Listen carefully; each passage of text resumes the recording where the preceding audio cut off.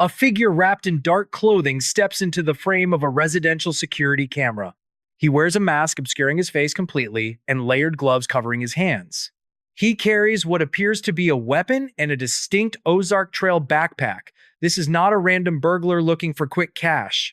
This is a man who came prepared for a specific task. He knows the layout, he knows the blind spots, and most importantly, he knows who is inside the house. Yet right now, the Federal Bureau of Investigation is not just hunting this masked phantom, they are executing an exhaustive digital extraction on the victim's own family. Investigators are meticulously pulling GPS coordinates from the family vehicles. They are mirroring hard drives from personal laptops. They are downloading months of text messages and call logs from the phones of the victim's children. Why would the authorities turn their forensic magnifying glass onto the grieving inner circle when they already possess crystal clear video footage of the primary suspect stalking the property? The answer lies in the terrifying reality of modern digital extortion. If you want the forensic facts and not the internet rumors, hit subscribe to Crime Files with Liam as we track the real evidence in a case that proves your biggest vulnerability might just be the device resting in your pocket. To understand why the authorities need every bite of data from the family, we have to look at the meticulously planned abduction of an 84-year-old woman. This was not a crime of opportunity. It was a targeted extraction that exploited a digital footprint. We are about to walk through the exact timeline of events and the forensic anomalies that forced investigators to look inward before they could look outward. Every step the suspect took was calculated to evade traditional law enforcement tactics. The masked man on the camera is just the physical manifestation of a much deeper intrusion. The real crime likely began weeks or even months before he ever stepped foot on the property. It began with intercepted communications and silent digital surveillance.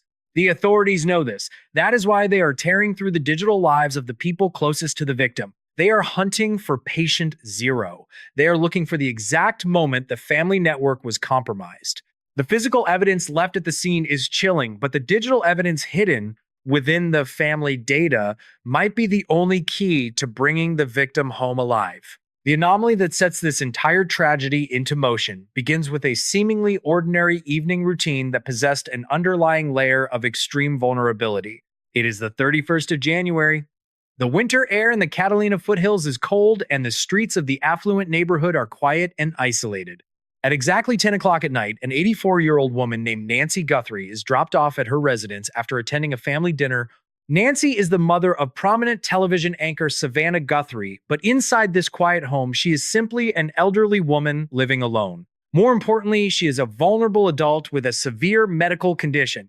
She relies on a pacemaker to keep her heart beating steadily. She requires daily medication just to maintain her baseline health. Every single hour that passes without her medication is an hour that her biological clock ticks dangerously close to a fatal medical emergency. The decision to drop off an 84-year-old woman with a pacemaker alone at 10 o'clock at night in a secluded neighborhood is the exact detail that the perpetrator was banking on. It established a perfect window of opportunity. The suspect knew she would be alone. The suspect knew the neighborhood would be asleep. The suspect knew that an elderly woman would not be able to put up a significant physical fight against an armed intruder. For the authorities, this timeline is critical. It means the perpetrator was not guessing. They had intimate knowledge of her schedule. They knew the exact hour she would cross the threshold of her front door and lock it behind her. The house in the Catalina Foothills is spacious and surrounded by desert landscaping that provides natural cover for anyone looking to observe the property without being detected. As the taillights of the family car faded down the street, Nancy was left completely isolated. The sequence of events that unfolded over the next few hours remains hidden in the dark, but the tension of that isolation is palpable. She likely went through her normal nighttime routine. She perhaps checked the locks, or perhaps she felt entirely safe in the gated community. But someone was out there in the dark waiting for the absolute perfect moment to strike. The psychological dread of this case is rooted in that specific vulnerability. The fact that an elderly woman requiring daily heart medication was targeted with such precision elevates this from a simple kidnapping to a calculated act of cruelty. The night passed in complete silence. No neighbors reported hearing screams. No alarms were triggered to alert the local police department. The Catalina Foothills remained undisturbed until the sun came up the following morning. It was the 1st of February. A virtual church service was scheduled to begin online. Friends and fellow congregation members logged into the video call expecting to see familiar faces. The digital grid of video feeds populated one by one. But as the service began and the minutes ticked by, one specific video square remained dark. The Zoom screen belonging to Nancy Guthrie was entirely empty. The silence of that blank screen was the first indicator that the ticking clock of her medical emergency had already begun. That empty screen on the morning of February 1st transformed a quiet Sunday into a frantic search for answers. When an 84-year-old woman with a pacemaker misses a scheduled event, the immediate assumption is a medical emergency. Perhaps she had fallen. Perhaps her heart condition had suddenly worsened during the night. The family and local authorities rushed to the residence in the Catalina Foothills, expecting to find a medical crisis. Instead, they stepped into a meticulously staged crime scene that defied all logical explanations. The exterior of the home initially appeared undisturbed, but as investigators approached the rear of the property, the narrative shifted dramatically. The back doors of the residence were found propped completely open. This was the first glaring anomaly. No elderly woman living alone securely locks her front door only to leave the back doors wide open to the desert night. The cold air had been blowing through the house for hours. When law enforcement officers crossed the threshold, they began a systematic sweep of the rooms, expecting the worst. What they found, or rather what they did not find, deepened the mystery exponentially. Nancy Guthrie was gone, but her most essential belongings were still sitting exactly where she would normally leave them. Her purse remained inside the house. Her cellular phone was resting on a counter, completely untouched. If this had been a voluntary departure or even a disoriented wandering caused by a medical episode, she almost certainly would have taken her phone or her purse. Furthermore, the daily medication she required to keep her heart functioning was left behind. The absolute necessity of those pills meant she did not leave on her own accord.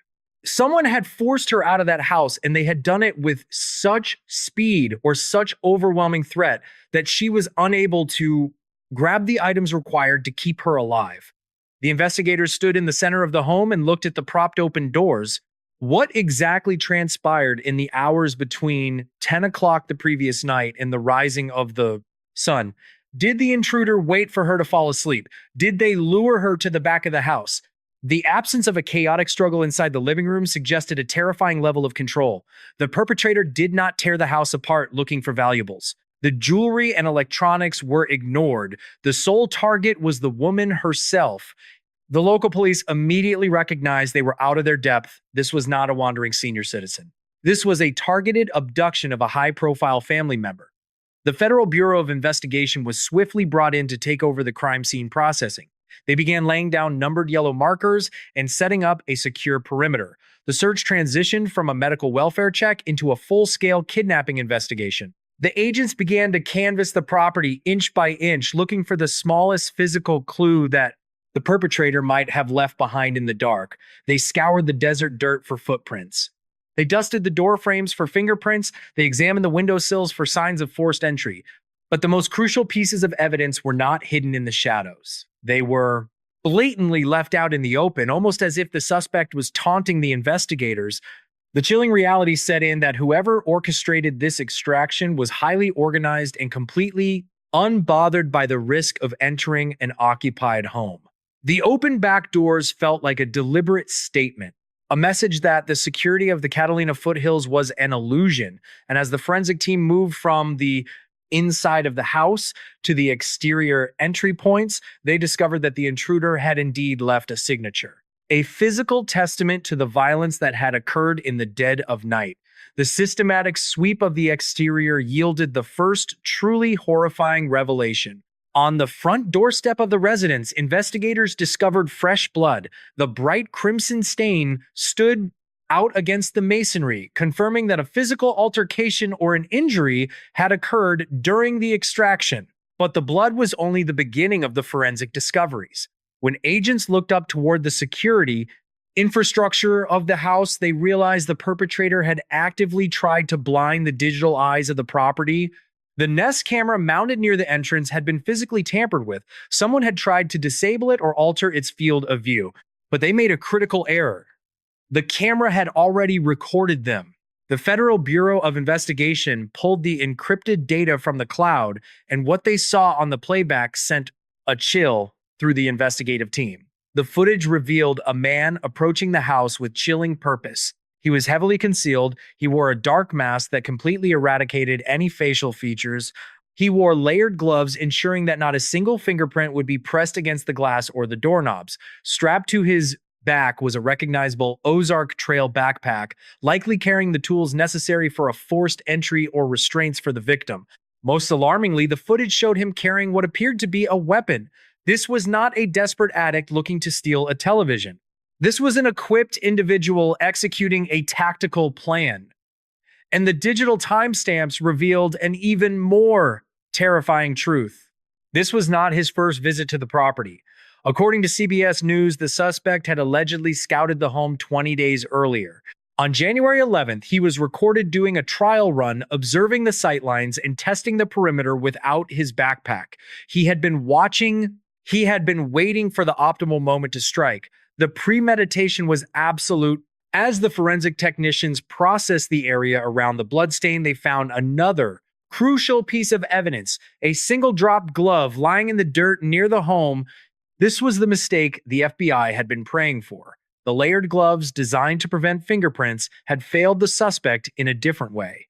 The crime lab rushed the glove into testing, extracting a pristine sample of deoxyribonucleic acid from the interior fabric. They had the genetic blueprint of the masked man. The technicians uploaded the profile into the combined DNA index system, fully expecting a match to a known violent offender. The system processed the genetic markers, searching through millions of records from convicted felons and unsolved crime scenes across the nation. The investigators waited for the name and the mugshot to populate on the screen, but the system returned a devastating result. No match. The DNA belonged to a complete ghost. An unknown male with no prior criminal record in the federal database. The man on the camera was a phantom. If you want to see exactly how investigators pivot when forensic science hits a dead end, hit subscribe to Crime Files with Liam to follow the investigative strategy. The blood on the doorstep proved violence. The camera footage proved premeditated stalking. The dropped glove provided a genetic code. But without a name attached to that code, the physical evidence was effectively useless. The physical trail had gone completely cold, leaving an 84-year-old woman in the hands of an armed and organized phantom. The authorities had to change their entire approach. If they could not identify the suspect from the physical evidence left at the scene, they had to figure out how the suspect chose the scene in the first place. The realization that the DNA was a dead end forced the Federal Bureau of Investigation to drastically alter their methodology. They were no longer just looking for a man with an Ozark Trail backpack. They were looking for the motive. Why target an elderly woman with a pacemaker in a quiet neighborhood? The answer arrived shortly after the abduction in the form of multiple digital communications. The family began receiving ransom notes. These were not letters cut out from magazines and dropped in a mailbox. These were sophisticated digital demands. The perpetrators were demanding large sums of cryptocurrency in exchange for the safe return of Nancy Guthrie. The use of digital currency is a hallmark of modern extortion, designed to be untraceable and anonymous. According to the Associated Press, the family received several of these terrifying messages. In the chaotic aftermath of a high-profile kidnapping, it is common for opportunistic scammers to send fake ransom demands to exploit the vulnerable family. However, the authorities and the family reportedly believe that two specific notes among the deluge are genuine. These two notes contained details or proof of life elements that convinced investigators they were communicating with the actual abductors. This revelation shifted the entire framework of the investigation. This was an extortion plot targeted specifically at the wealth and status of the victim's prominent family members. But this generated a massive investigative hurdle. How did the kidnappers know exactly when Nancy would be alone? How did they know the layout of the house? How did they obtain the direct contact information to send those specific ransom demands to the inner circle? The suspect captured on the Nest camera possessed tactical skills, but identifying a target and executing a secure cryptocurrency extortion ring requires high-level intelligence gathering. The FBI concluded that the abductors must have had access to inside information. They must have known the family schedule. To find out how the kidnappers obtained this information, the authorities had to look at the data flow of the family itself. This is why the digital extraction of the inner circle became the absolute top priority. The investigators needed to find the leak. They needed to know if a phone had been hacked. They needed to know if a car GPS system had been tracked. They needed to know if the home wireless network had been compromised by an outside source. The focus turned to the digital footprints of Savannah Guthrie and her siblings. The agents were not looking at the family as suspects. They were treating the family devices as secondary crime scenes. Every text message about dinner plans, every calendar invite, every location ping from a cellular tower became a critical piece of evidence. The FBI meticulously gathered the phones, the computers, and the vehicle navigation systems belonging to the children of the victim. They began a massive mirroring process, copying terabytes of personal data to be analyzed by cyber experts. They were searching for spyware. They were searching for unauthorized access logs. They were looking for any digital anomaly. That would explain how the masked man knew to wait in the dark on the 31st of January. This process is grueling and highly invasive, but it is entirely necessary when dealing with sophisticated extortionists. The kidnappers use technology to plan the strike and to demand the ransom. Therefore, the authorities must use technology to trace the communication backward. They must peel back the layers of digital security to find the point of entry. It is a slow and methodical process of elimination. They map out the network of communications, trying to find one thread that connects the family devices to the anonymous cryptocurrency wallets mentioned in the ransom notes. While the cyber team parses through millions of lines of code, the physical investigators continue to run down dead ends. The tension between the slow pace of digital forensics and the ticking clock of an elderly woman without her heart medication creates an unbearable atmosphere of pressure. Every passing hour degrades the probability of a safe recovery. The DNA remains unmatched. The masked man remains unidentified. The only path forward is through the silicon and the data stored on the very devices the family uses every single day. The investigation has transformed from a physical manhunt into a high-stakes cyber tracking operation where the ultimate prize is the life of an 84-year-old mother. The authorities are betting everything on the hope that the perpetrators made a digital mistake somewhere in their planning. The public narrative surrounding high-profile investigations frequently spirals into legally dangerous territory when observers misinterpret standard forensic procedures. A critical mass of speculation ignited when word leaked that federal agents were actively pulling data from the inner circle. The immediate public assumption was adversarial. The term seized implies a hostile procurement of evidence executed through a rigid judicial warrant because investigators harbor direct suspicion toward the individuals in question. This assumption is fundamentally flawed and forensically inaccurate. A thorough analysis of the administrative actions reveals a completely different operational reality. Pima County Sheriff Chris Nanos went on record to categorically dismantle the rumors swirling around the relatives of the victim. The local law enforcement leadership explicitly confirmed that the relatives have been 100% cooperative since the initial hour of the deployment. They did not wait for subpoenas. They did not require federal agents to secure warrants from a judge. They voluntarily surrendered their entire digital ecosystems. The transfer of this immense volume of personal data was a tactical necessity orchestrated by a family desperate to find a leak rather than a combative seizure designed to build a case against them. Please consider dropping a like on this video to support true crime content that prioritizes verified forensic procedure over baseless victim blaming. The Federal Cyber Division is currently executing a comprehensive mirroring protocol on the voluntarily surrendered hardware. They are mapping the network architecture of the entire family tree to locate the specific point of failure. This is not an interrogation of the relatives. This is an interrogation of their cybersecurity infrastructure. The investigators are looking for zero-day exploits. They are scanning for remote access Trojans that might have been quietly deployed via a seemingly benign email attachment.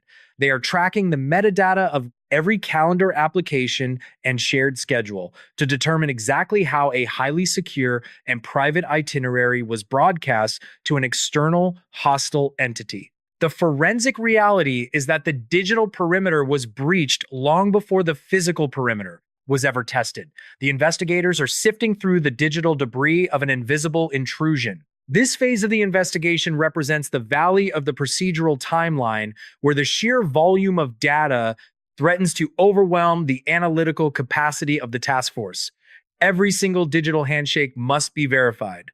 Every IP address must be traced through layers of proxy servers and encrypted tunnels. The tension is no longer located at the physical scene of the crime. The tension is trapped inside server racks and forensic algorithms. As the cyber division constructs a timeline of network vulnerabilities, a terrifying realization begins to crystallize within the behavioral analysis unit. The level of operational security demonstrated by the physical intruder, combined with the sophisticated digital targeting required to execute the extraction points toward a highly specialized enterprise. This was not a localized stalker acting on a sudden impulse. The convergence of physical breach tactics and encrypted digital extortion indicates a coordinated operation. The individual executing the physical extraction may not be the same individual who compromised the digital network. We are looking at a compartmentalized operation where the cyber intrusion team identified the vulnerability and passed the intelligence to a physical operative. This division of labor explains the absolute lack of forensic overlap. The physical operative leaves no digital trace, and the cyber operative leaves no physical trace. This is the apex of modern criminal methodology. If you want to understand how federal agencies dismantle these decentralized criminal networks, hit subscribe to Crime Files with Liam to follow our ongoing coverage. The realization that this is a syndicated operation completely reframes the threat level. The primary suspect is not acting alone. He is merely the physical instrument of a broader extortion apparatus.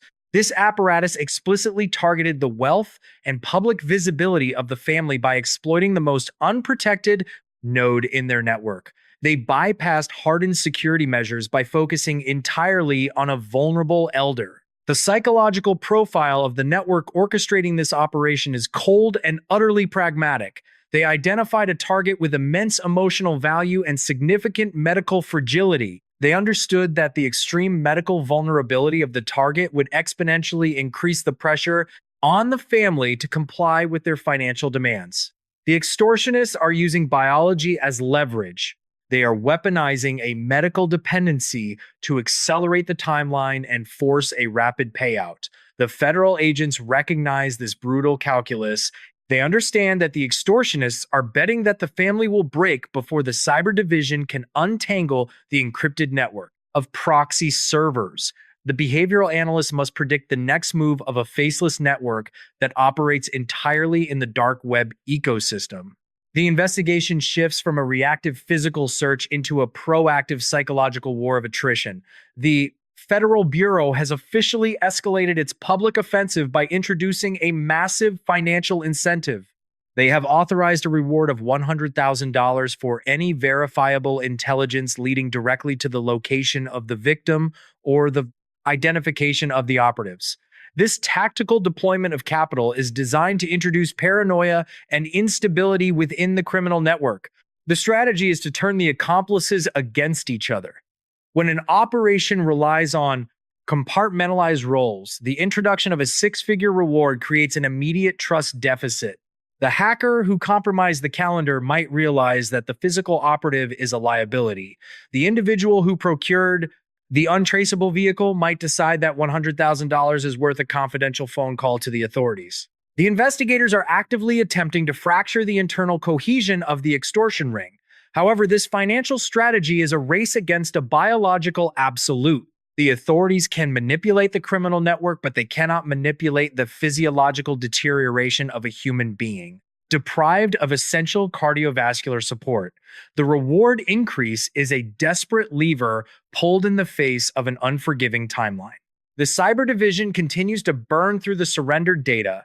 The local units continue to canvass the regional transit corridors. The forensic accountants are monitoring the specified cryptocurrency ledgers, waiting for a single transaction that might expose a centralized exchange account. The machinery of the federal government is operating at maximum capacity, yet the core mystery remains maddeningly opaque. The operation was executed with such clinical precision that the typical investigative safety nets have all failed. The task force is currently staring at a mountain of technical data and a massive financial reward, while an elderly woman remains entirely unaccounted for. The most pressing question is no longer how the network was breached. The paramount question is who possesses the specific tactical training to execute a flawless extraction and completely vanish into an urban landscape without triggering a single secondary surveillance system. What this case teaches us about modern extortion is a fundamental shift in the architecture of personal security. We are witnessing the weaponization of the digital footprint. The traditional security apparatus relies on physical barriers. We install heavy locks and localized alarm systems. But this investigation proves that physical barriers are entirely irrelevant if the digital perimeter is compromised. The attackers did not need to defeat the security gate. They simply needed to read a synced calendar application. This represents a paradigm shift in threat assessment. We must recognize that convenience is the enemy of security. The integration of our schedules and our locations into cloud-based infrastructure creates a permanent and invisible vulnerability. Furthermore, this case highlights a critical flaw in the Internet of Things ecosystem. The devices we install to monitor our safety can be remotely blinded or manipulated if the underlying network is not heavily encrypted. The analytical takeaway is that high-profile individuals can no longer separate their physical security from their digital hygiene. A compromised password is now the equivalent of leaving the front door wide open. The legal and behavioral analysis of this specific extraction will likely serve as a foundational case study for federal cybersecurity protocols for the next decade. The resilience of the relatives during this unprecedented intrusion into their private lives is a testament to their focus on the ultimate objective. They have endured intense public scrutiny and massive digital disruption while facing the horrifying reality of an ongoing medical emergency. The federal agents have mapped the data, they have tracked the financial demands, they have isolated the physical evidence. The digital traces may eventually be wiped clean from the servers, but a human being cannot simply evaporate from the physical world. Someone is managing the logistics of this prolonged concealment. Someone is providing the safe house. In our next investigation, we will analyze a completely different operational failure. We will examine a closed file where a single microscopic error in a ransom document provided the exact behavioral fingerprint needed to break the case. Wide open. Make sure you hit the subscribe button and turn on notifications to see how a single word can dismantle an entire criminal enterprise.